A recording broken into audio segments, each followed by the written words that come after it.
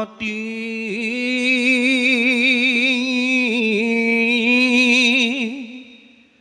ধৰ্ম মহামতী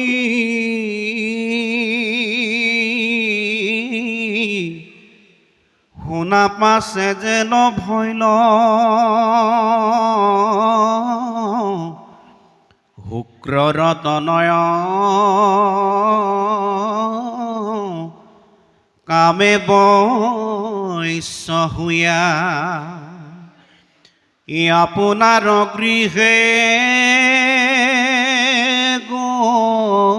গৈল সেই সময়ত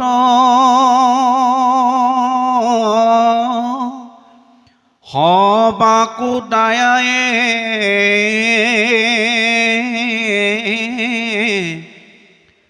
দৈত্য শিশু সমস্তত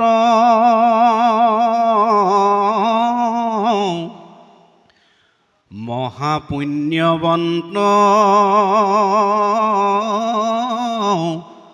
প্ৰহ্লাদে কহন্ত ভাগৱত ধৰ্ম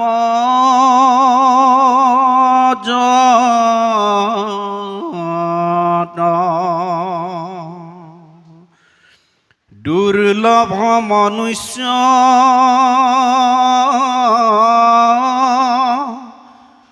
জন্ম যিটো পায়া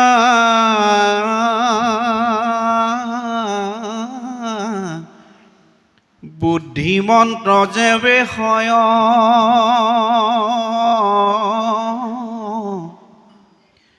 কুমাৰ কালত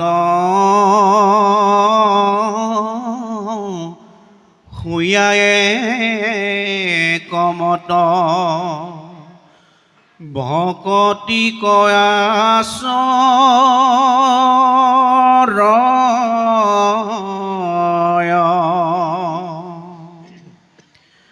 ৰাম মনুষ্য জনমে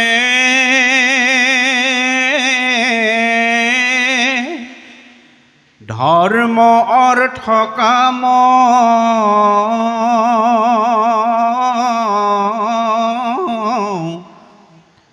মুখকো পাৰে দিবাক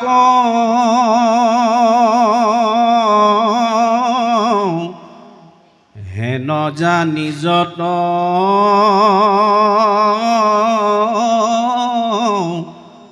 ভকতি কৰোক যাৰ ইচ্ছা তৰিবা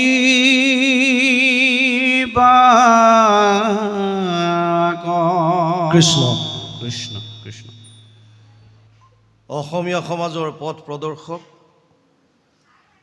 এক শৰণ হৰিনাম ধৰ্মৰ ভেটি প্ৰস্থাপক, নৱ বৈষ্ণৱ যুগৰ প্ৰৱৰ্তক জগতগুৰু শ্ৰীমন্ত শংকৰদেৱৰ শ্ৰীচৰণত প্ৰণিপাত জনায় যশোৱাৰ লাল কংসৰ কাল নন্দৰ নন্দন উদ্ধৱৰ বন্দন গোপিনীৰ মন দৈৱকীৰ ধন গোৱালৰ গোপাল আৰু ভকতৰ কৃপাল স্বৰূপ সৰ্বজ্ঞ সৰ্বব্যাপ্ত সৰ্বাশ্ৰয়ী সৰ্বশক্তিমান পৰম পুৰুষ পৰম আনন্দ পৰম ঈশ্বৰ পৰম কৃপালু ভগৱান কৃষ্ণৰ বাংময় স্বৰূপ শ্ৰীমৎ ভাগৱতক সাষ্টাংগিক প্ৰণাম জনায় বৈকুণ্ঠৰ কল্পতৰু নাম বস্তুভাগক সাৰোগত কৰি দেৱৰো দুৰ্লভ নৰতনুধাৰী আজিৰ এই বৈকুণ্ঠ ধামত উপবিষ্ট তথা উপস্থিত পৰম শ্ৰদ্ধাৰ বাপ বান্ধৱ আই মাতৃ যুৱক যুৱতী প্ৰমুখ্যে শিশুসকলৰ শৰীৰত নিৰ্বিৰাজমান দিব্য আত্মাক অন্তৰৰ পৰা সেৱা জনায় বিষ্ণু বৈষ্ণৱৰ কথাৰে সমৃদ্ধ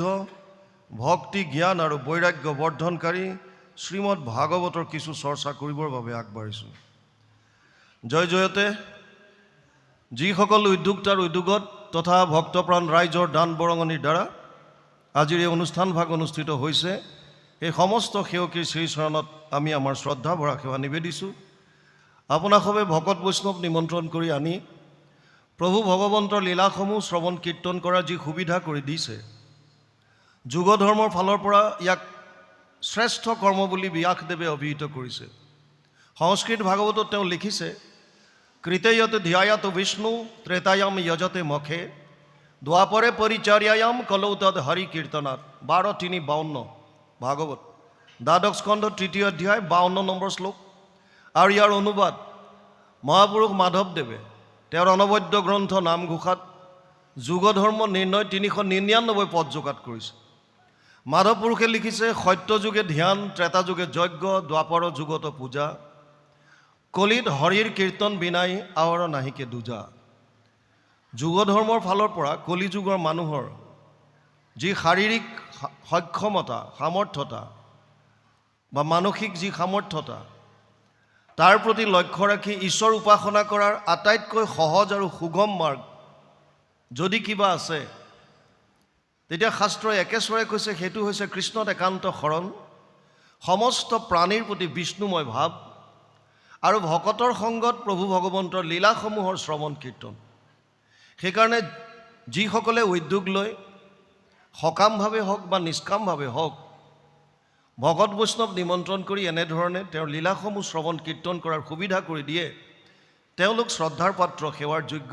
আমি পুনৰবাৰ সমস্ত সেৱকীৰ শ্ৰীচৰণত আমাৰ শ্ৰদ্ধা ভৰা সেৱা নিবেদিছোঁ। আপোনালোকে জানে যে বৰ্তমান সময়ত বিশেষভাৱে অসমত ভাগৱতৰ এক জোৱাৰ উঠিছে। চাৰিওফালে কেৱল ভাগৱত। হাইৱেত গৈ থাকিলে ডাঙৰ ডাঙৰ হোৰ্ডিংবিলাক, বেনাৰবিলাক দেখা যায়। ক'ৰবাত অপিৰত পাঠ, ক'ৰবাত অখণ্ড পাঠ লিখা আছে, ক'ৰবাত ভাগৱত পাঠ আৰু পৰ্যালোচনা, পাঠ আৰু ব্যাখ্যা, বিভিন্ন ধৰণৰ বেনাৰ লগোৱা আছে। আৰু এনেকৈ প্ৰত্যক্ষভাৱে শুনাৰ উপৰিও পৰোক্ষভাৱে মোবাইলৰ জৰিয়ত আমি প্ৰায়বিলাকে ভাগৱত শ্ৰৱণ কৰিছোঁ। ই অতি এটা শুভ লক্ষণ।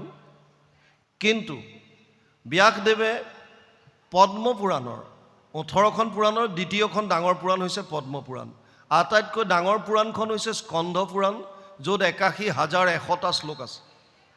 দ্বিতীয়খন ডাঙৰ পুৰাণ হৈছে পদ্মপুৰাণ, য'ত 55,000 শ্লোক আছে। এই পদ্মপুৰাণৰ শেষৰ খণ্ডটোক উত্তৰ খণ্ড বুলি কয়। তাত 6টা অধ্যায়ত ব্যাসদেৱে ভাগৱতৰ মাহাত্ম্য লিখিছে। আৰু তাত তেওঁ এটা কথা লিখিছে স্পষ্টভাৱে, এতদস্মাৎ পৰম কিঞ্চিত মন শুদ্ধে ন বিদ্যতে জন্মান্তৰে ভৱেত পুণ্যম তদা ভাগৱতম লভেত। পদ্মপুৰাণ উত্তৰ খণ্ড ভাগৱত মাহাত্ম্য 1ম অধ্যায় 12 নম্বৰ শ্লোক। ব্যাসদেৱে কৈছে, মানুহৰ মনৰ ভাৱ শুদ্ধিকৰণৰ কাৰণে ভাগৱততকৈ শ্ৰেষ্ঠ গ্ৰন্থ আন একো নাই। মনৰ ভাৱ শুদ্ধ কিয় হ'ব লাগে? কাৰণ আমি ৰাতিপুৱা শোৱাৰ পৰা ৰাতিলৈকে কায় মনো বাণীৰ দ্বাৰা যিমান কৰ্ম কৰোঁ, শাৰীৰিকভাৱে হওক, বাণীৰ দ্বাৰা হওক, মনৰ চিন্তাৰ দ্বাৰা হওক, যোনে যিমান কৰিছে, ইয়াৰ প্ৰত্যেকটো বস্তু নিৰ্ভৰ কৰিছে আমাৰ ভাৱৰ ওপৰত। যদি ভাৱত শুদ্ধতা নাহে, তেতিয়াহ'লে বাণীত শুদ্ধতা আহিব নোৱাৰে, কৰ্মত শুদ্ধতা নাহে। এখন গাঁৱত যদি 1000টা পৰিয়াল আছে, তাৰ মাজত চোৰ প্ৰকৃতিৰ লোকো আছে, সন্ত প্ৰকৃতিৰ লোকো আছে। যিসকল এনেকুৱা মানুহ তাত পাব আপোনালোকে বেলেগৰ উপকাৰ কৰি ভাল পায়, তাত এনেকুৱা মানুহো পাব যে বেলেগৰ অপকাৰ কৰি ভাল পায়। কাৰণ কেৱল মনৰ ভাৱ। যাৰ যেনেকুৱা ভাৱ, প্ৰত্যেকজন মানুহে তেনেকৈ কৰ্ম কৰি আহিছে।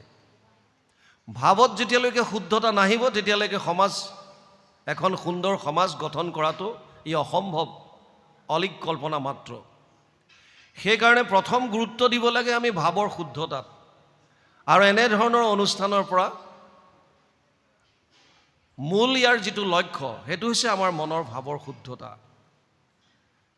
ব্যাসদেৱে কৈছে, ভাৱ শুদ্ধিকৰণৰ কাৰণে ভাগৱততকৈ শ্ৰেষ্ঠ গ্ৰন্থ আন একো নাই। কিন্তু ভাগৱত শুনাৰ সৌভাগ্য কাৰ হয়? তেওঁ কৈছে, জন্মান্তৰে ভৱেত পুণ্যম তদা ভাগৱতম লভেত। বহুত জন্মৰ পুণ্য সঞ্চয় হ'লেহে ভাগৱত শুনাৰ সৌভাগ্য ঘটে।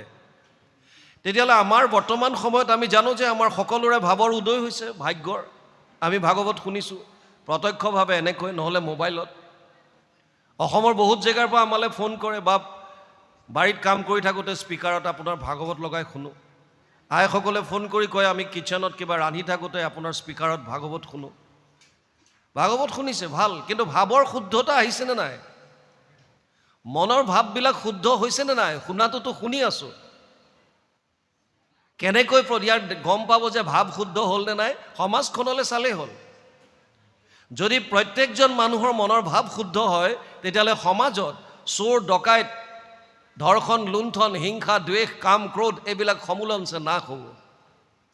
কিন্তু আমি সমাজলৈ যদি চাওঁ তেতিয়াহ'লে দেখা পাওঁ যে এতিয়াও চোৰ হৈ আছে, ডকাইত হৈ আছে, ধৰ্ষণ হৈ আছে, লুণ্ঠন হৈ আছে, ঠগ প্ৰবঞ্চনা সমূলন বাঢ়ি গৈ আছে। তে লাভ কি হৈছে? তাৰমানে ব্যাসদেৱে মিছা কথা ক'লে নেকি? নাই কোৱা। ব্যাসদেৱটো সাধাৰণ এজন ব্যক্তি নহয়। ব্যাস নামে ভৈলা সত্যৱতীৰ সন্ততি, দেখিলাহা প্ৰজা ভৈলা অতি অল্পমতি, কৰিলা অনেক শাখা চাৰিও বেদৰ, ভাৰত পুৰাণ শাস্ত্ৰ নিৰ্মিলা বিস্তৰ। ব্যাসদেৱ চতুৰ্বিংশতি অৱতাৰ এজন, গতিকে তেওঁ মিছা কথা কোৱা নাই। আৰু এইটো সত্য যে আমি শুনাৰ পাছতো আমাৰ মনৰ ভাৱ শুদ্ধ হোৱা নাই। তে কেনাটো ক'ত লাগিছে? প্ৰথম কাৰণ, আমি যেনেকৈ শুনিব লাগে আমি হয়তো তেনেকৈ শুনা নাই। আমাৰ উদ্বোধক ডাঙৰীয়াই এটা কথা কৈছিল যে আমি যেনেকৈ শুনিব লাগে হয়তো তেনেকৈ শুনা নাই। হয়, গীতাত অৰ্জুনক কৈছে শ্ৰদ্ধাৱান লব্ধতে জ্ঞানম তৎপৰেশং যতেন্দ্ৰিয় জ্ঞানম লব্ধোৱা পৰম শান্তিম অচিৰেণ অধিগচ্ছতি। ৪ৰ্থ অধ্যায় ৩৯ নম্বৰ শ্লোক গীতা। হে অৰ্জুন, শ্ৰদ্ধাৱানজনেহে জ্ঞান লাভ কৰিব পাৰিব। আমি শ্ৰদ্ধা সহকাৰে শ্ৰৱণ কৰিছোঁনে নাই? শ্ৰদ্ধা কেতিয়া আহিব? যেতিয়া মাহাত্ম্য গম পাব। ভাগৱতত এনেকুৱা কি আছে যাৰ কাৰণে আমাৰ মনত ভাগৱতৰ প্ৰতি শ্ৰদ্ধা আহিব? ব্যাসদেৱে লিখিছে, কথা ভাগৱতস্যাপি নিত্যম ভৱতি যত গৃহে তৎ গৃহম তীৰ্থ ৰূপম হি বাসতম পাপনাশনম।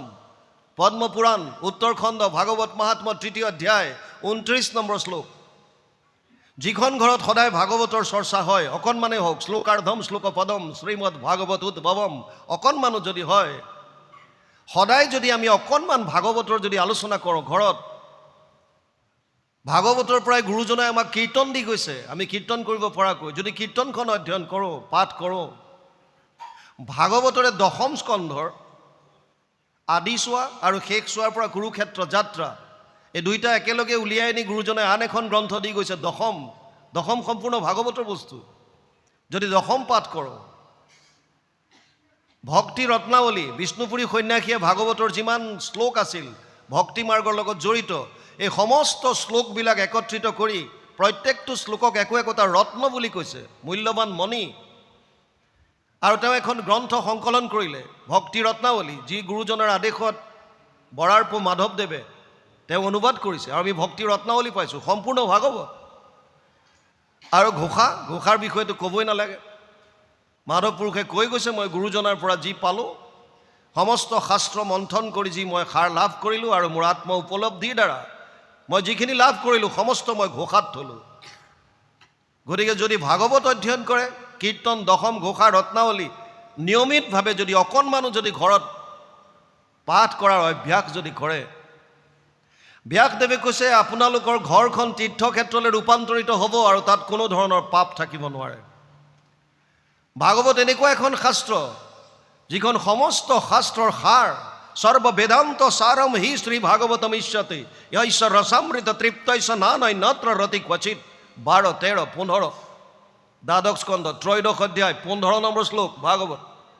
ইয়াৰ অনুবাদ মহাপুৰুষ মাধৱদেৱে কৰিছে ঘোষাত ১৮ নম্বৰ পদজোকা।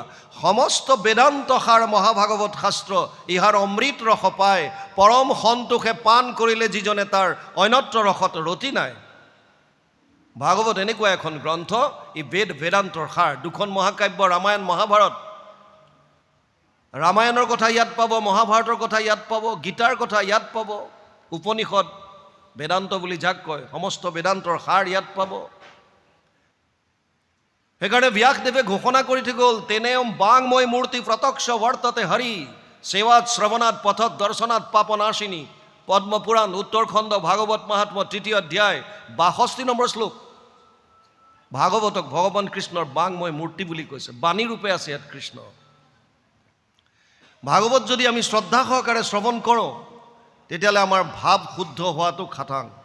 কিন্তু আমি আনুষ্ঠানিকতা যদি ৰক্ষা কৰিবৰ কাৰণে কেৱল শুনিছোঁ, সুৰটো ভাল লাগিল, কথাকেইটা ভাল লাগিল, বৰ ধুনীয়া কাহিনী শুনিলোঁ, বৰ হহুৱালে, বৰ কন্দুৱালে, এয়া ভাগৱত নহয়। ভাগৱত শুনাৰ পাছত তাৰ প্ৰত্যেকটো কথা অনুধাৱন কৰি তাক আচৰণত আনিবলৈ চেষ্টা কৰক, অভ্যাস কৰি চাওক। বেছি দিন নালাগে, মাত্ৰ ২১ দিন কৰক। ২১ দিনৰ পিছতে আপোনালোকে ৰিজাল্ট পাব। মাত্ৰ 21 দিন ভগৱানৰ নাম লৈ চাওক, কণ্টিনিউ কৃষ্ণ কৃষ্ণ হৰি ৰাম গোপাল গোবিন্দ জনাৰ্দন, কেৱল নাম উচ্চাৰণ কৰক। মুখেৰে যদি উচ্চাৰণ কৰিব পৰা নাই, বিচৰা নাই, তেতিয়া হৃদয়ত কৰক, মনেৰে কৰক।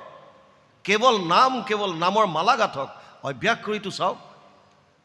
ইমান দিনটো বয়স গোৱালৈ এবাৰ গুৰুজনাৰ বাণীটো মানি চাওঁ আখৰে আখৰে, তেতিয়া ইয়াৰ আনন্দটো গতি আমি গম পাম। ভাগৱতৰ বিভিন্ন মাহাত্ম্য আছে, তালৈ নোসোমাওঁ, মূল ভাগৱতলৈ যাওঁ। বৰ সুন্দৰ এটা আখ্যান ওলাইছে। ভাগৱত আৰম্ভ হৈছে নৈমিষাৰণ্যত। ইয়াৰ মূল ভাগৱতখন সংস্কৃতত আছে, 12টা স্কন্ধ, 335টা অধ্যায়, 18,000 শ্লোক, 5,96,000 শব্দ আৰু 10টা লক্ষণ আছে ভাগৱতত। অত্ৰ স্বৰ্গ বিসৰ্গ স্থানম পোষণম উতয় মনন্তৰ এশৱনু কথা নিৰোধ মুক্তি আশ্ৰয়। 2:10 দ্বিতীয় স্কন্ধ 10ম অধ্যায় 1ম শ্লোক ভাগৱত। 10টা লক্ষণৰ কথা কৈছে ভাগৱতত। কোনটো স্কন্ধত কি আছে এটা শ্লোকত মাত্ৰ দি থৈ গৈছে ব্যাসদেৱে। এটা শ্লোকত আপুনি ভাগৱতত কি আছে চব গম পাব।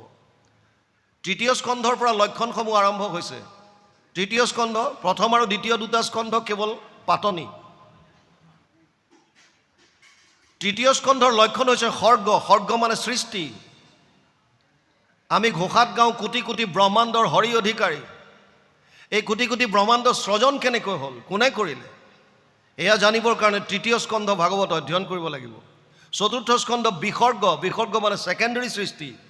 ব্ৰহ্মা আদিৰ দ্বাৰা সৃষ্টিৰ বিকাশ কেনেকৈ হ'ল, এয়া বুজিবৰ কাৰণে 31টা অধ্যায়ত সুন্দৰভাৱে বৰ্ণনা কৰিছে 4টা আখ্যানৰ দ্বাৰা চতুৰ্থ স্কন্ধ। পঞ্চম স্কন্ধ লক্ষণ হৈছে স্থান, ভূগোল আৰু খগোল। খগোল মানে সংস্কৃতত আকাশক বুজায়। গ্ৰহ নক্ষত্ৰৰ বিস্তৃত বিৱৰণ জানিবৰ কাৰণে পঞ্চম স্কন্ধ অধ্যয়ন কৰিব লাগিব। ষষ্ঠ স্কন্ধ পোষণ। এই কোটি কোটি ব্ৰহ্মাণ্ডত যত জীৱৰাশি আছে সমস্তক প্ৰভু ভগৱন্তই কেনেকৈ পালন কৰিছে, পোষণ কৰিছে, ইয়াৰ বিষয়ে জানিবৰ কাৰণে ষষ্ঠ স্কন্ধ চিত্ৰকেতু উপাখ্যান, বৃত্তাসুৰ বধ, অজামিল উপাখ্যান, সুন্দৰ সুন্দৰ আখ্যানৰ দ্বাৰা বৰ্ণনা কৰিছে। সপ্তম স্কন্ধ যিটো আজি আমি আলোচনা কৰিম, ইয়াৰ লক্ষণ হৈছে উতি। উতি মানে বাসনা। 3 ধৰণৰ বাসনা আছে। 15টা অধ্যায়ত 3টা বাসনাৰ বিষয়ে ইয়াত বুজাইছে সংস্কৃত ভাগৱতত। 5টা অধ্যায়ত দৈবিক বাসনা, 5টা অধ্যায়ত আসুৰিক বাসনা, 5টা অধ্যায়ত মানৱীয় বাসনা। দৈবিক বাসনা মহন্তৰ কৃপাত দৈবিক বাসনাৰ উদ্ভৱ হয়, সেয়া বুজাবৰ কাৰণে প্ৰহ্লাদৰ চৰিত্ৰ আনিছে। আসুৰিক বাসনা মহন্তৰ কোপত বা ভকতৰ ক্ৰোধত আসুৰিক বাসনাৰ সৃষ্টি হয়, সেয়া বুজাবৰ কাৰণে হিৰণ্যক্ষ আৰু হিৰণ্যকশিপুৰ কথা আনিছে। মানৱীয় বাসনাৰ কাৰণে 5টা অধ্যায়ত নাৰদে যুধিষ্ঠিৰক বৰ্ণাশ্ৰম ধৰ্মৰ বিষয়ে যদিও কৈছে সংস্কৃত ভাগৱতত, ইয়ালৈ অসমীয়ালৈ অনুবাদ কৰা নাই। কিয়? ভক্তি মাৰ্গত বৰ্ণাশ্ৰমৰ কোনো প্ৰয়োজন নাই। মাধৱ পুৰুষে লিখিছে, নহো জানা আমি 4 জাতি 4 আশ্ৰমী নহো আতি। আচলতে ভগৱান কৃষ্ণই গীতাত কৈছিল, মই 4টা জাতি কেৱল গুণ আৰু কৰ্মৰ ওপৰত ভিত্তি কৰি সৃষ্টি কৰিছিলোঁ। ব্ৰাহ্মণ ক্ষত্ৰিয় বিষাম শূদ্ৰানাম চা পৰম তপ কৰ্মাণি প্ৰবিভক্তানি স্বভাৱ প্ৰভাৱেৰ গুণেই। 8দশ অধ্যায় 41 নম্বৰ শ্লোক গীতা। হে অৰ্জুন, 4টা জাতি মই কেৱল গুণ আৰু কৰ্মৰ ওপৰত ভিত্তি কৰি সৃষ্টি কৰিছিলোঁ। কিন্তু পাছলৈ জন্মগত হিচাপে হৈ গ'ল, বংশানুক্ৰমে আহি গ'ল। এই উচ্চ জাতিৰ, এই নিম্ন জাতিৰ, তাৰপিছত ভেদাভেদ এইটো আমি এওঁৰ লগত বহিব নোৱাৰোঁ, এইটো নিজ জাতিৰ, এইজন উচ্চ জাতিৰ। গুৰুজনাই ইয়াক সকলো শেষ কৰিব বিচাৰিছিল। কোনো উচ্চ নিজ জাতিভেদ ইয়াত নচলিব এক শৰণ হৰিনাম ধৰ্মত। না জ্ঞানী অজ্ঞানী, জাতি অজাতি এইবিলাকৰ বিচাৰ নাই। আমাৰ এটাই জাতি, দাসৰো দাস টান দাস ভৈলোঁ আমি দাস আৰু ভগৱান আমাৰ স্বামী, বছ ইমানে এটাই জাতি। আৰু সেইকাৰণে আজি এনেকৈ বহিব পাৰিছে। নহ'লে এতিয়াও বহু জেগাত আইসকলৰ প্ৰৱেশ নিষেধ, ভিতৰত সোমাব নিদিয়ে। কালি আমাৰ লখিমপুৰত অনুষ্ঠান আছিল, গৈ থাকোঁতে নগাঁও কামপুৰৰ পৰা এজনে ফোন কৰিছে যে আজিকালি দেখা পাওঁ যে আইসকলে ভাগৱত পাঠ কৰে, বা আপোনাৰ এই বিষয়ত কি কমেণ্ট কি? মই বোলো আপুনি কি বিচাৰিছে? কৈছে নাই মানে ভাল নালাগে। কি ভাল নালাগে? নাই ভাগৱতৰ আসনত আইসকলক ভাল নালাগে। মানে কিয়? নহয় মানে ভাল নালাগে আৰু। মোক ক'লে যে আপুনি কমেণ্ট দিয়ক। বোলো মোৰ কমেণ্ট নিজাববীয়া একো নাই, ভাগৱতে কি কৈছে শুনক। কৈছে কওক বোলো ভাগৱতে কৈছে বাক্য কৰ্ণ মনমুখ আছে মানে যাৰ হৰি ভকতিত সমস্তৰে অধিকাৰ। বাক্য কৰ্ণ মন মুখ যাৰে আছে তাৰে ভক্তিৰ অধিকাৰ আছে। তুমি মই কোন বাধা দিবলৈ? তোমাৰ ঘৰত যদি কোনোবা এজন বা পৰিয়ালত কোনোবা এজন মানুহৰ মৃত্যু হয়, অশৌচত যিকেইদিন থাকা সেইকেইদিন তুমি নামঘৰত সোমোৱা নে নাই? বোলে নোসোমাওঁ। আইসকলেও গম পায় কেতিয়া শাৰীৰিকভাৱে মই অশৌচত আছোঁ, কেতিয়া মই সোমাব নালাগে, কেতিয়া মই পবিত্ৰ হ'লোঁ, চব জানে। এই যে আঁতৰাই যে ৰাখিলে আইসকলক, এইটো এটা ডাঙৰ চক্ৰান্ত। তাৰ কাৰণে আমাৰ ল'ৰা ছোৱালীখিনিয়ে আচল আধ্যাত্মিক জ্ঞানখিনিৰ পৰা বঞ্চিত হ'ল, যাৰ কাৰণে আজিকালি সৰু সৰু গাঁওবিলাকত ৰিহেব চেণ্টাৰ খুলিবলগীয়া হৈছে, নিচামুক্তি কেন্দ্ৰ। কিয়? আইসকলক তাৰ পৰা বঞ্চিত কৰিলে। চুব নেপায়, চাব নেপায়, শৰাই পাতিব নেপায়, বন্তি জ্বলাব নাপায়। কিয়? কাৰণটো কি? এফালে তুমি ক'বা যে আমাৰ মাজত কোনো ডিফাৰেঞ্চ নাই, আমি আত্মা, আৰু এফালে ক'বা যে নহয় এয়া পুৰুষ এয়া মহিলা। ভাগটো বৰ্ণতে কৰা নাই। ভগৱান কৃষ্ণই কৈ গৈছে চতুৰ্বৰ্ণ ময়া সৃষ্ট গুণ কৰ্ম বিভাগছ। কেৱল গুণ আৰু কৰ্মৰ ওপৰত ভিত্তি কৰি মই 4টা জাতি সৃষ্টি কৰিছিলোঁ। কোনো ভেদ নাই। আমি ভেদ কৰিবলৈ কোন? আমি কোন ভেদ কৰিবলৈ? আইসকলৰ সমান আছে পাৱাৰ। আমি ক'লোঁ যে ইয়াততো মোৰ ফালৰ পৰাতো সম্পূৰ্ণ অধিকাৰ, চবেই পাৰে। আৰু মই বৰঞ্চ এইটোহে কওঁ যে আইসকলে ধৰ্মটো ধাৰণ কৰিব লাগিব। গাঁও ভূঞিত গৈ যিটো কথা দেখা পাইছোঁ, বৰ্তমান প্ৰেজেন্সটো আইসকলৰহে বেছি ধৰ্মীয় অনুষ্ঠানত। ই অপ্ৰিয় হ'লেও সত্য, স্বীকাৰ কৰক বা নকৰক। বুজি পাইছেনে নাই? আইসকলৰহে ধৰ্মৰ প্ৰতি ৰাপটো বেছি হৈছে, তেওঁলোকেহে ধাৰণ কৰি ৰাখিবগৈ। অসমৰ বিভিন্ন নামঘৰত আইসকলে নামঘৰীয়াৰ কাম চলাই আছে। নোৱাৰাৰ কোনো কাৰণ নাই। আমাৰ উদ্বোধন ডাঙৰীয়াই কৈছিলে, আমি প্ৰায় জেগাত কওঁ, যদি কোনোবা এগৰাকী মাষ্টাৰ ডিগ্ৰী কৰি আছে অসমীয়াত, লিটাৰেচাৰ তেওঁ ছাবজেক্ট হয়, তাত যদি কীৰ্তন দৰকাৰ হয়, ভাগৱত দৰকাৰ হয়, আৰু যদি পৰীক্ষাৰ সময়ত তেওঁৰ যদি মেইনছ হয়, পিৰিয়ড হয়, তেতিয়াহ'লে তেওঁ কি ভাগৱত নপঢ়িব নেকি? সেই সময়ত পৰীক্ষা দিবৰ কাৰণে কি নাচাব নেকি? নুচুব? চাব পাৰে, একো নাই।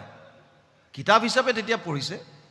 ভাগৱত ধৰ্মীয় শাস্ত্ৰ পঢ়াৰ 2টা নিয়ম আছে। এটা হৈছে চৈতন্য কৰি, আজি সম্পূৰ্ণৰূপে দেৱবাদ্য বজাইছে ইয়াত, বাপজনাই সুন্দৰভাৱে প্ৰভু ভগৱন্তক স্মৰণ কৰি পেলাই চৈতন্য কৰি পেলাই পাঠ কৰা হৈছে। ইয়ালৈ অহাৰ আগতে যিগৰাকীয়ে নাহক কিয়, অকল আই বুলি কথা নাই নহয়, বাপজনেওতো পবিত্ৰ হ'ব লাগে।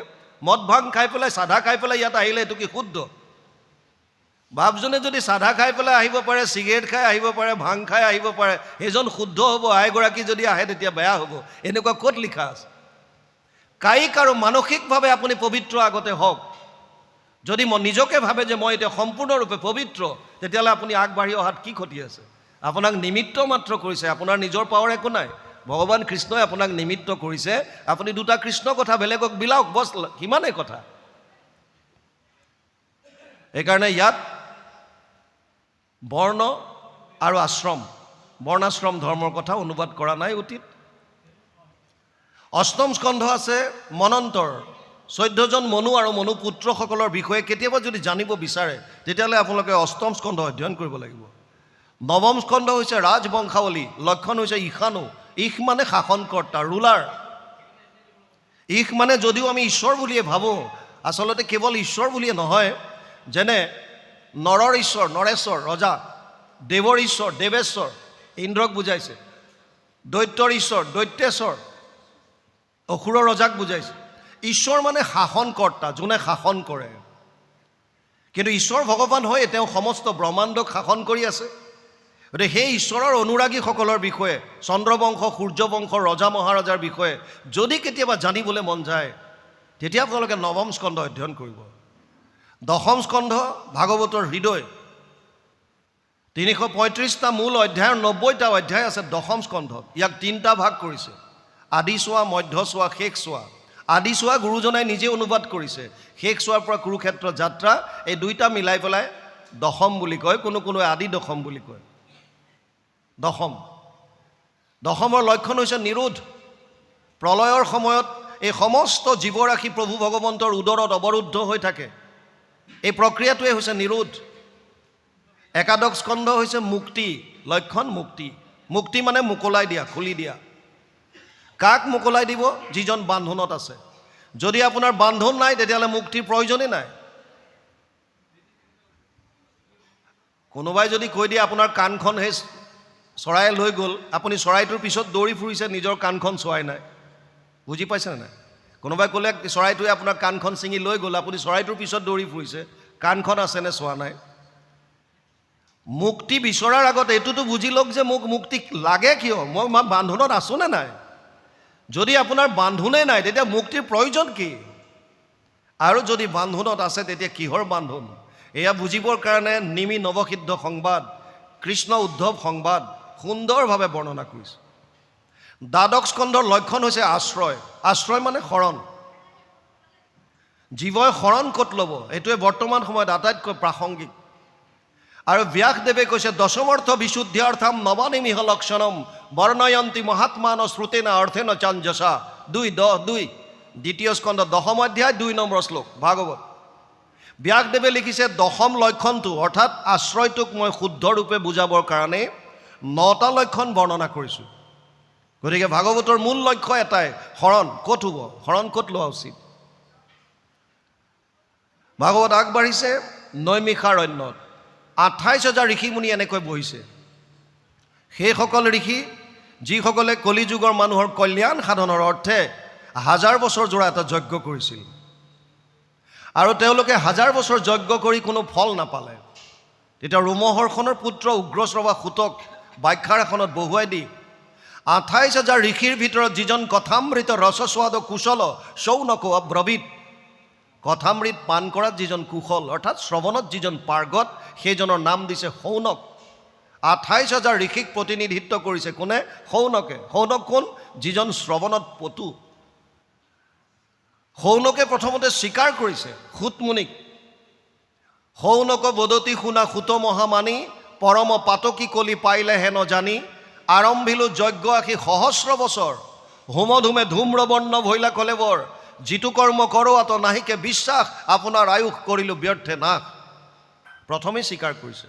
আপোনাৰ যদি বেমাৰ হয়, কিবা অসুখ হয়, ডাক্তৰৰ তাত গৈছে, তেতিয়া ডাক্তৰৰ ওচৰত যদি আপুনি লুকুৱাই তেতিয়া প্ৰপাৰ চিকিৎসা কৰিব নোৱাৰে।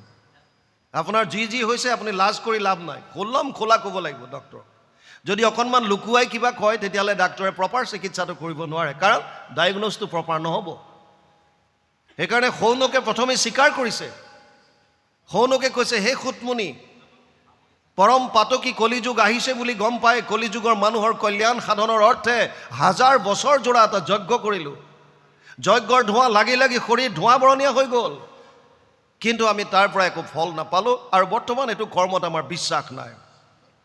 আৰু তেতিয়া শৌনকে এটা প্ৰশ্ন আগবঢ়াই দিলে, তত্ৰ তত্ৰ অঞ্জস আয়ুষ্মান ভৱতা ইয়াত বিনিশ্চিতম পুংসাম একান্তত শ্ৰেয় তৎনা সমচিতুমৰ হসি 1:1-9 প্ৰথম স্কন্ধ 1ম অধ্যায় 9 নম্বৰ শ্লোকত শৌনকে ক'লে হে সূতমুনি, কলিযুগৰ মানুহে পৰম কল্যাণ সাধনৰ অৰ্থে কৰিবলগীয়া আটাইতকৈ শ্ৰেষ্ঠ কৰ্মটো কি? ভাগৱতৰ মূল ফাউণ্ডেশ্যন, ভেটি, যাৰ ওপৰত ভিত্তি কৰি এই 18,000 শ্লোকৰ ভাগৱত গৈছে। প্ৰশ্ন সেইটো কি? আমি কি কৰা উচিত? কলিযুগৰ মানুহৰ কাৰণে কৰিবলগীয়া আটাইতকৈ শ্ৰেষ্ঠ কৰ্মটো কি? পুংসাম একান্তত শ্ৰেয়। এইটো হৈছে ভাগৱতৰ মূল ভেটি। আপোনালোকক যদি সোধে যে ভাগৱতনো কিয় ক'বলগীয়া হ'ল, তেতিয়াহ'লে মূল কথা আহিছে এইটোৱেই, 28,000 ঋষিমুনিক প্ৰতিনিধিত্ব কৰা শৌনকে সূতমুনিক প্ৰশ্ন কৰিছিল যে কলিযুগৰ মানুহৰ কল্যাণ সাধনৰ অৰ্থে কৰিবলগীয়া শ্ৰেষ্ঠ কৰ্মটো কি? ইয়াৰ উত্তৰ দিবৰ কাৰণে গোটেই ভাগৱত কৈছে। সূতমুনিয়ে উত্তৰ দিব বিচাৰিছিলহে, শৌনকে কৈছে ৰ'বা, তোমাকতো মই সুধিছোঁ ঠিকেই যে কলিযুগৰ মানুহে কি কৰা উচিত, শ্ৰেষ্ঠ কৰ্ম কি, কিন্তু উত্তৰ দিয়াৰ আগতে কলিযুগৰ মানুহৰ শাৰীৰিক আৰু মানসিক সামৰ্থ্যতাৰ কথা বুজি লোৱা। 8টা বস্তু কলিযুগৰ মানুহৰ কমিব, হ্ৰাস পাব। ততচ্ছ অনুদিনম ধৰ্মম সত্যম শৌচম ক্ষমা দয়া কলেন বলেন ৰাজন নংসতি আয়ু বলম স্মৃতি 12:2-1 দ্বাদশ স্কন্ধ 2য় অধ্যায় 1ম শ্লোক। 8টা বস্তু কলিযুগৰ মানুহৰ কমিব: ধৰ্ম, সত্য, শৌচ মানে পবিত্ৰতা, ক্ষমা, দয়া, আয়ুস, বল, স্মৃতি। 8টা বস্তু কলিযুগৰ মানুহৰ হ্ৰাস পাব। যিটো মেমৰি পাৱাৰ, যিটো স্মৃতি শক্তি আগতে আছিল, গোটেই বেদৰ 1,00,000 শ্লোক কণ্ঠস্থ হৃদয়স্থ কৰি ৰাখিছিল, এতিয়া নোৱাৰে। এতিয়া এইটো অসম্ভৱ, নোৱাৰে ইমান মুখস্থ কৰি ৰাখিব। এইটো যুগৰ কথা কৈ আছে। আগৰ যিজনে যিখন ভাৰ উঠাইছিল, এতিয়া সেইখন ভাৰ উঠাব নোৱাৰে। আগৰ মানুহৰ যিটো শাৰীৰিক গঠন আছিল, এতিয়া তেনেকুৱা নহয়, সৰু হৈ আহি আছে ক্ৰমাগতভাৱে। আৰু আয়ুস, সৌনকে কৈছে প্ৰায়েনা অলপায়ুষ সভ্য কলৌ অস্মিন যুগে জনা মন্দসু মন্দ মতয়ো মন্দিয় ভাগ্য হি উপদ্ৰতা 1:1-10 প্ৰথম স্কন্ধ 1ম অধ্যায় 10 নম্বৰ শ্লোক ভাগৱত। তাত কৈছে হে সুতমুনি, কলিযুগৰ মানুহৰ আয়ুস কম। কিমান? 100 বছৰ। শাস্ত্ৰই কৈছে কলিযুগৰ মানুহৰ আয়ুস কেৱল 100 বছৰ। দ্বাপৰত 1000 বছৰলৈকে আছিল, ত্ৰেতা যুগত 10,000 বছৰলৈকে আছিল বুলি কয়। আৰু সত্য যুগত মানুহ 1,00,000 বছৰ জীয়াই আছিল, 1,00,000 বছৰ তেতিয়া। কিন্তু এতিয়া মাত্ৰ 100 বছৰ। 100 বছৰো আমেৰিকান এটা এজেঞ্চিয়ে ৰিচাৰ্চ কৰি মাজতে উলিয়াইছে কেইবাখনো দেশৰ মানুহৰ ওপৰত। আৰু তেওঁলোকে কৈছে বৰ্তমান কলিযুগৰ মানুহৰ এভাৰেজ যিটো আয়ুস, এইটো হৈছে 78 বছৰ অনলি, 78 ইয়াৰ্ছ মাত্ৰ। 100 বছৰ জীয়াই থকা মানে বহুত। তাৰ আগতেই মানুহ গুচি গৈছে। এক্সিডেণ্টেল ডেথৰ কথা কোৱাই নাই, আননেচাৰেলবিলাক কোৱাই নাই মই। যিবিলাক নৰ্মেল, যিবিলাক মৃত্যু, সাধাৰণভাৱে যিবিলাক মৃত্যু হৈছে, সেয়াও 100 বছৰ চোৱাটো বহুত ভাগ্যৰ কথা। সিমান দূৰ যাবই নোৱাৰে। সেইকাৰণে সৌনকে কৈছে হে সুতমুনি, কলিযুগৰ মানুহৰ কিন্তু আয়ুস একেবাৰে কম, প্ৰায় না অলপায়ুষ। আৰু বুদ্ধিহীন, ভাগ্যহীন, যিটো উপায় দিবা একদম সাধাৰণ সহজ এটা উপায় দিবা, যাতে চবেই অৱলম্বন কৰিব পাৰে। যদি সুতমুনিয়ে ক'লেহেঁতেন যে কোনোবাই যদি কল্যাণ সাধিব বিচাৰিছে 1000 বছৰ তপস্যা কৰক, কলিযুগৰ মানুহে পাৰিব জানো? ইমান দিন জীয়াই নাথাকে, 1000 বছৰ ক'ৰ পৰা তপ কৰিব, ক'ৰ পৰা কি কৰিব? সেইকাৰণে আগতেই ৱাৰ্ণিং দিছে, একদম সহজ উপায় দিবা। সুতমুনিয়ে ক'বলৈ ধৰোঁতে সৌনকে কৈছে ৰ'বা, আৰু এটা বুজি লোৱা। এই যে 28,000 ঋষিমুনি দেখিছা, এইবিলাক নপঢ়া নুশুনা নহয়। আমাৰ বাপজনে পাঠ কৰিছিলে 28 সহস্ৰ ঋষি, বেদত প্ৰধান, চব বেদজ্ঞ। মংগলাচৰণত অকণ পিছলৈ আছে। 28 সহস্ৰ ঋষি বেদত প্ৰধান, চব বেদজ্ঞ। সৌনকে কৈছে আমাৰ সমস্যা এইটো হোৱা নাই যে আমি শাস্ত্ৰ অধ্যয়ন নকৰাকৈ তোমাৰ ওচৰলৈ আহিছোঁ। আমাৰ সমস্যাটো শাস্ত্ৰ অধ্যয়ন কৰাৰ কাৰণে হ'ল। সেইটো অতি আচৰিত কথা, জানিবলগীয়া কথা। মানে আমি সমস্যাত পৰি গ'লোঁ যেতিয়া শাস্ত্ৰবিলাক অধ্যয়ন কৰিলোঁ। কিয়? আন আন যিবিলাক সম্প্ৰদায় আছে তাত ধাৰ্মিক গ্ৰন্থ 1 বা 2খন। আপুনি যদি মুছলমান সম্প্ৰদায়ক চাই, তেওঁলোকক যদি সোধে তহঁতৰ ধৰ্মগ্ৰন্থ কি, ক'ব যে 1খন কোৰাণ। যদি খ্ৰীষ্টিয়ানক সোধে যে তোমালোকৰ ধৰ্মগ্ৰন্থ কি, বোলে 1খন Bible. Old testament, new testament দুটা পাৰ্টত আছে, বেলেগ কথা। বাইবেল 1খন। যদি বুদ্ধিজিমক সোধে তেতিয়া ক'ব ত্ৰিপিটক। যদি শিখসকলক সোধে বোলে আমাৰ গুৰু গ্ৰন্থ চাহিব। তাৰ মানে বাকী সম্প্ৰদায়ৰ ধাৰ্মিক গ্ৰন্থ 1খন বা 2খন, আৰু আমাৰ 4 বেদ, 14 শাস্ত্ৰ, 18 পুৰাণ, 2খন মহাকাব্য, স্মৃতিশাস্ত্ৰ বেলেগ, দৰ্শন শাস্ত্ৰ বেলেগ। আৰু ইণ্টাৰেষ্টিং কথা, কোনোখন শাস্ত্ৰৰ লগত কোনোখনৰ মিল নাই। তেতিয়া অধ্যয়ন কৰিব আপোনালোকে পাব। সেইকাৰণে কোনো মানুহক প্ৰথম কথা নিন্দা নকৰিব। আমি ব্যক্তিগতভাৱে আজিলৈকে কাকো ধৰ্মীয় লাইনত নিন্দা কৰা নাই। কিয়? কাৰণ আমি বুজিলোঁ যে কাৰো দোষ নাই। কোনোবাই যাগ যজ্ঞ পূজা পাতল কৰি আছে, তেওঁলোকে কোনোবা গ্ৰন্থত পাইছে। কোনোবাই বলি দিছে, কোনোবা গ্ৰন্থত পাইছে। কাৰণ ক'ৰবাত যদি লিখিছে যে পৰম কল্যাণ সাধিবৰ কাৰণে যাগ যজ্ঞ পূজা পাতল কৰা, ক'ৰবাত কৈছে এইটোৱে নহ'ব, জপ তপ তীৰ্থ কৰা। তীৰ্থ কৰিব কৈছে, কোনোবাত কৈছে এইটোত নহ'ব, তুমি বলি দিয়া। তে বলি দিছে। ক'ৰবাত কৈছে নাই এইটোতো নহ'ব, ঘৰ দুৱাৰ বাদ দি সন্ন্যাস ব্ৰত ধাৰণ কৰা, বন জংঘলত গৈ তপস্যা কৰা, আৰু নিৰ্গুণ নিৰাকাৰ ব্ৰহ্মক উপাসনা কৰা। বছ, ঘৰ দুৱাৰ বাদ দি গেৰুৱা বসন পৰিধান কৰি গুচি গৈছে। সেইটো বেলেগ কথা যে পাছত ৰাজনীতিত জইন কৰিছে, বুজি পাইছে? সেইটো বেলেগ। ঘৰৰ পৰা ওলাই যাওঁতে বৈৰাগ্যৰ ভাৱত গৈছে, চব ত্যাগ কৰিলোঁ, ঘৰ দুৱাৰ চব বাদ দিলোঁ, পিছত গৈ ৰাজনীতিত জইন কৰিছে। এইটো বেলেগ বস্তু, ইমান সহজ নহয়। সেইকাৰণে কোনো মানুহক নিন্দা কৰিব নাপায়। মহাপুৰুষ মাধৱদেৱ, যিজন পণ্ডিত আছিল, কিন্তু কোন শাস্ত্ৰত? আগম শাস্ত্ৰবিলাকত। তেওঁ শাক্ত ধৰ্মী আছিল। আপোনালোকে জানেই, চৰিত পুথিত পাইছে, যেতিয়া বন্দুকাৰ পৰা ককায়েক দামোদৰক লগ কৰি আহি আছিল, বাটত গম পালে যে মোৰ মাৰ শাৰীৰিকভাৱে অসুস্থ, গতিকে তেওঁ দেৱী মাৰ ওচৰত প্ৰাৰ্থনা কৰিছে, হে দেৱী মা, মোৰ মাক আৰোগ্য কৰি তোলা, এটা নহয় দুটা পাঠা দিম। ঘোষ আমাৰো দিয়ে বহুতে এতিয়াও। নামঘৰত সেৱা লৈ কয় ল'ৰাটোৰ চাকৰিটো যাতে প্ৰভু হৈ যায়, আৰু নামঘৰৰ সোঁফালৰ বাৰাণ্ডাৰ টিংখিনি ময়ে দিম। ঘোষ ছোৱালীজনীৰ কাৰণে ভাল ল'ৰা এটা প্ৰভু যোগাৰ কৰি দিয়া, আৰু তোৰণখন ময়ে বনাই দিম। ঘোষ এতিয়াও দিয়ে। মাধৱ পুৰুষেও দিছিল, এটা নহয় দুটা পাঠা, খালি মাক মোৰ সুস্থ কৰি তোলা। আৰু ঘৰলৈ আহি গম পালে যে ভনী জোৱায়েকৰ লগত থৈ গৈছিল ৰামদাসৰ লগত, যে মাক আৰোগ্য হৈ গ'ল, গতিকে এগ্ৰিমেণ্টত চাইন কৰিছে যেতিয়া পাঠা ছাগলী দিব লাগে।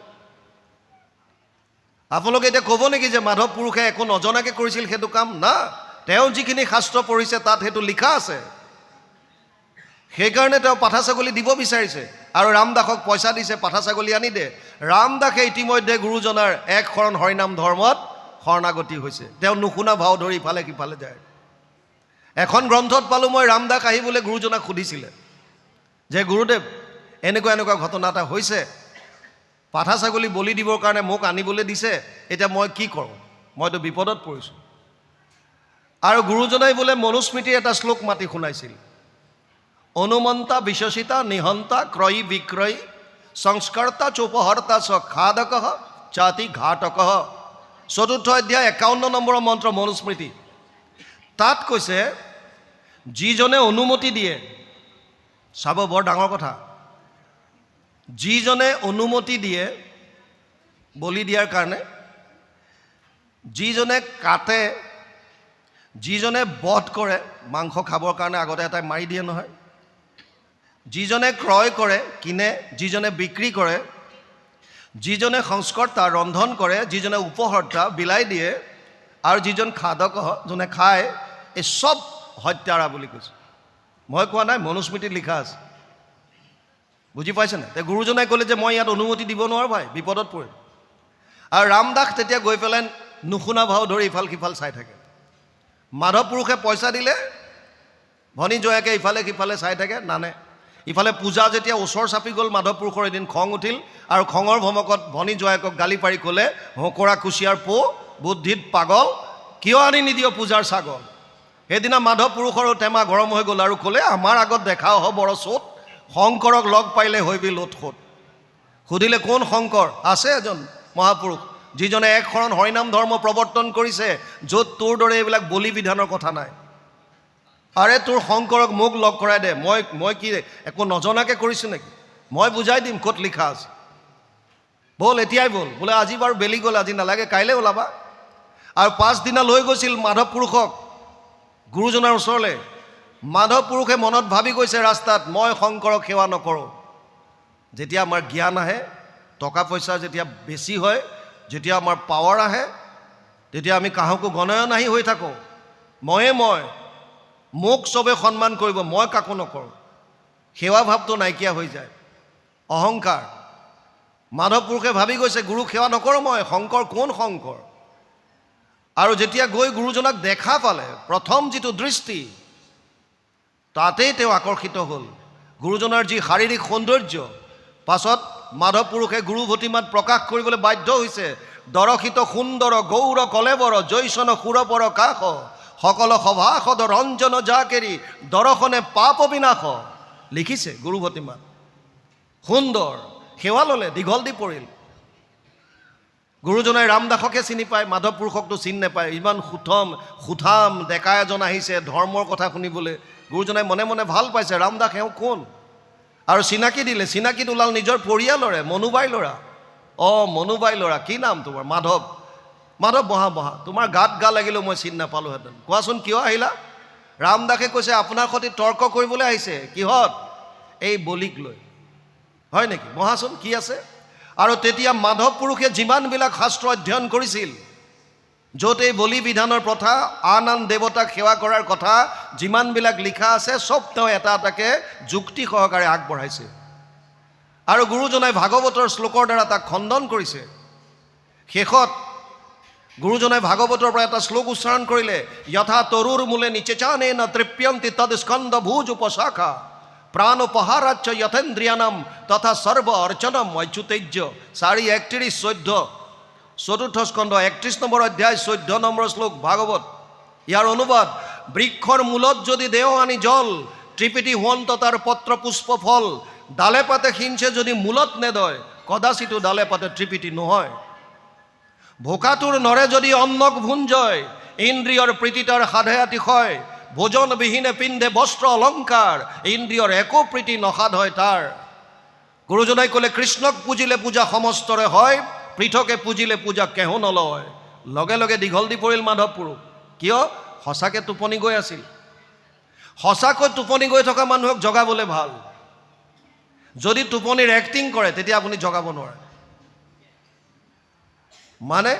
মানে সঁচাকৈ যদি সঁচাকৈ টোপনি গৈ আছে তেতিয়াহ'লে আপুনি অকণমান মাতি দিলে ই সাৰ পাব। খক মোক কিয় মোক মাতিছিলা কিয়? কিন্তু যদি টোপনিৰ এক্টিং কৰে তেতিয়া আপুনি যিমান মাতিলেও নুশুনা ভাও ধৰিব, কিবা কৰিব। সেইটোৱে হৈ আছে সমাজত। জনাত চবেই জানে, এনেকুৱা কোনো নাই যে কলিযুগৰ পৰম ধৰ্ম হৰিনাম, চবেই জানে, কিন্তু বহুতে টোপনি ভাও ধৰে। শাস্ত্ৰটো পাইছে, শাস্ত্ৰৰ উত্তম গীতা ভাগৱত 2খনে এক শৰণৰ কথা কৈ আছে। তথাপিতো আমি ল'ব নোৱাৰোঁ, গ্ৰহণ কৰিব নোৱাৰোঁ। বাৰু যি কি নহওক, মাধৱ পুৰুষে যেতিয়া গম পালে, সেৱা ল'লে, গুৰুজনাই সুধিলে, মাধৱ তুমি এবাৰ সেৱা কৰিছিলা, আকৌ কিয় কৰিলা?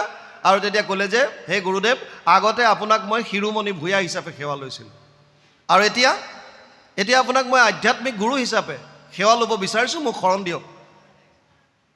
দিয়ক মোক। কিয়? তেওঁ বুজি পালে তত্ত্বটো। সেইকাৰণে সৌনকে 5,500 বছৰ আগতে প্ৰশ্ন কৰিছিল, ভুৰি কৰ্মাণি শ্ৰোতব্যানি বিভাগস অত সাধু অত্ৰ যত সাৰম সমুদ্ৰিত্য মনীষয়া মাম ব্ৰূহি শ্ৰদ্ধানানাম যেন আত্মা সম্প্ৰসিদ্ধতি 1:11। প্ৰথম স্কন্ধ 1ম অধ্যায় 11 নম্বৰ শ্লোকত সৌনকে প্ৰশ্ন আগবঢ়াই দিলে, হে সূতমুনি, শাস্ত্ৰ বহুত আছে আৰু কৰ্ম বিভিন্ন কৈছে। ক'ৰবাত যদি যাগ যজ্ঞ পূজা পাতল, ক'ৰবাত জপ তপ তীৰ্থ, ক'ৰবাত বলি, ক'ৰবাত আন ক'ৰবাত কিবা, কাৰো লগত কাৰো মিল নাই। সেইকাৰণে তুমি যিহেতুকে শাস্ত্ৰজ্ঞ, সমস্ত শাস্ত্ৰৰ সাৰ মৰ্ম উদ্ধাৰ কৰি কলিযুগৰ মানুহৰ শাৰীৰিক আৰু মানসিক সামৰ্থ্যতাৰ প্ৰতি লক্ষ্য কৰি সহজভাৱে এটা ধৰ্ম আমাক বুজাই দিয়া, যাতে আমাৰ আত্মাৰ পৰম শান্তি লাভ কৰিব পাৰোঁ। আৰু তেতিয়া সূতমুনিয়ে কৈছে, চিন্তা কৰিব নালাগে, মই এনেকুৱা এটা উপায় দি যাম, যিটো উপায় অৱলম্বন কৰি ৰজা পৰীক্ষিতে 7 দিনত পৰম গতি লাভ কৰিলে। মই এনেকুৱা এটা উপায় দি যাম, যিটো উপায় অৱলম্বন কৰি ৰজা খটাংগই 2 দণ্ডত পৰম গতি লাভ কৰিলে। আৰু তাৰ পাছত ভাগৱত কোৱা আৰম্ভ হৈছে। সূতমুনিয়ে কৈছে, সবেই পুংসাম পাৰো ধৰ্ম যত ভক্তি ৰধোক্ষ যে অহেতুকী অপ্ৰতিহত যেনে আত্মা সম্প্ৰসিদ্ধতি 1:2-6। প্ৰথম স্কন্ধ 2য় অধ্যায় 6 নম্বৰ শ্লোক ভাগৱত। তাত কৈছে, হে সৌনকাদি ঋষি সমস্ত, একে আষাৰত ক'বলৈ গ'লে কলিযুগৰ পৰম ধৰ্ম এটাই, আৰু সেইটো হৈছে কৃষ্ণত একান্ত ভক্তি। এই আমি কোৱা নাই, ভাগৱতৰ 1ম স্কন্ধ 2য় অধ্যায় 6 নম্বৰ শ্লোকত লিখা আছে। কলিযুগৰ পৰম ধৰ্ম হৈছে কৃষ্ণত একান্ত ভক্তি, কিন্তু তাত চৰ্ত দুটা লগাই দিছে, অহেতুকী আৰু অপ্ৰতিহত। অহেতুক মানে হেতু নথকা, নিষ্কামভাৱে। আমি যদিও ভক্তি কৰিছোঁ, আমাৰ কামনা বাসনা আছে, কিন্তু শাস্ত্ৰই কৈছে যে নিষ্কামভাৱে কৰা। আৰু দ্বিতীয়টো কৈছে অপ্ৰতিহত। অপ্ৰতিহত মানে অন্তৰবিহীন, নিৰন্তৰ। সেইকাৰণে অধ্যায়ৰ শেষত গুৰুজনাই হওক বা তেওঁৰ অনুগামীসকলে হওক, কি লিখে? নিৰন্তৰে ডাকি বোলা হৰি হৰি, নিৰন্তৰে ডাকি বোলা ৰাম ৰাম। এই নিৰন্তৰ শব্দটো যে দিছে, এইটো কাৰণে, তাৰ মানে কণ্টিনিউ। আপুনি মনৰ মাজত কেৱল নামৰ মালা গাঁঠি থাকক, কৃষ্ণ কৃষ্ণ কৃষ্ণ, গোপাল হৰি জনাৰ্দন, যি আহিছে কেৱল নাম উচ্চাৰণ কৰিব পাৰিছে, কৰিছে, নাই কৰা, মনৰ মাজত গাঁঠিছে। কেৱল শ্বাস প্ৰশ্বাসত যেতিয়া নাম আহিবলৈ ধৰিব, তাৰ পাছত আপোনালোকে উপলব্ধি কৰিব যে নামৰ আনন্দটো কি, নামৰ আনন্দ কি। আৰু তেতিয়া বাহ্যিক যেনেকুৱাই ধুমুহা নাহক কিয় আপোনালোকৰ জীৱনত, আপোনাৰ ভিতৰৰ আনন্দ স্পৰ্শ কৰিব নোৱাৰে। সেইকাৰণে নাম ল'বলৈ আৰম্ভ কৰক। সূতমুনিয়ে ভাগৱত কৈ আগবাঢ়িছে, আৰু বৰ্তমান আমি 7ম স্কন্ধত দৈত্য শিশুসকলৰ প্ৰহ্লাদৰ প্ৰতি উপদেশ